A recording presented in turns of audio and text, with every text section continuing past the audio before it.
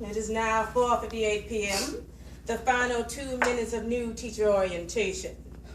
So far, you've learned many aspects of what to expect when you enter the classroom.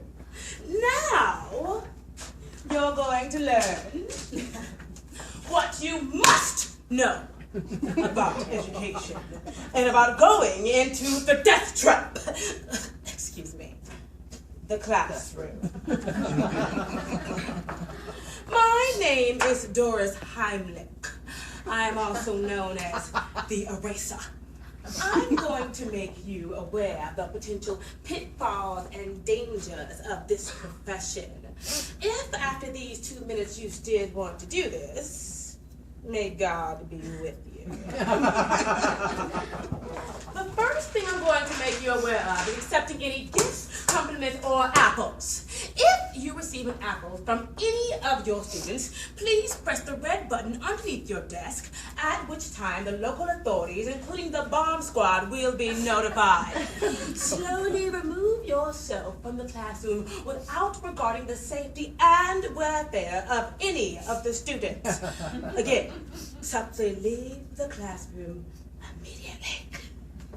Next, teachers, it is imperative that you keep yourselves in optimum physical condition, especially ladies if you plan to wear dresses and skirts.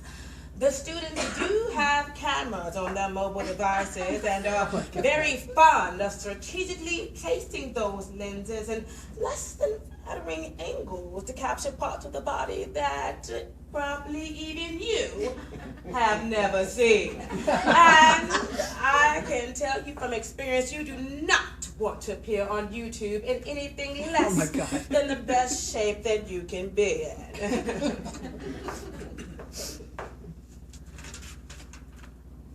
Now, this is a very uncomfortable topic, but again, I can tell you from experience, it happens.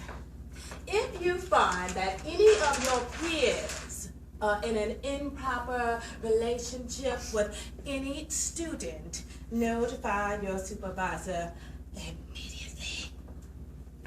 After that, please call the teacher crisis hotline, the 800 numbers in your packets. They, in turn, will place in contact with a screenwriter that will turn your report into a screenplay that will be forwarded to the Oxygen Network, the Lifetime Network, and the Lifetime Movie Network.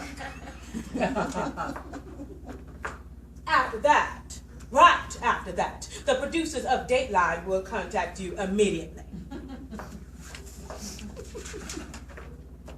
Now, since you will all be working with high school students, you have to be aware of accidents. And by accidents, I mean those kind of accidents.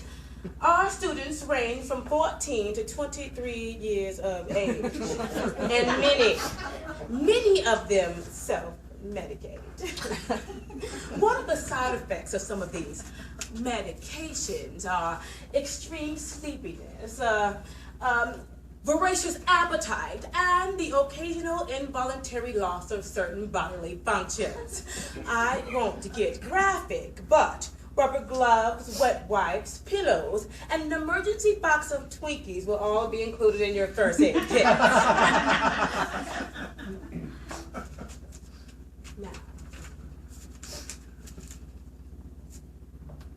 a very rare but very dangerous occurrence will befall each and every one of you at least once this school year. This is what we call the parent-teacher conference. When you find yourselves in this inevitable position, do not make eye contact and compliment the child profusely, regardless of the reality of the situation, and under no circumstances tell the truth. Finally, your administrators. This is a group of individuals who actually have less of a clue about education than you do. They are what we call the lucky ones. They virtually have no accountability, and despite of being removed from the front lines of education, they actually do think they know more about your students than you do.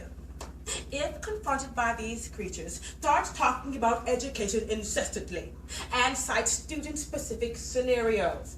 In these cases, the administrators are trained to disengage and compliment you profusely. If you follow these tips, you have a 50-50 chance of coming out alive. The journey is long. The rewards are few. But if you come out alive, you will be insufficiently compensated and age prematurely. Keep to yourself, stay alert, and by God, let's be careful out there.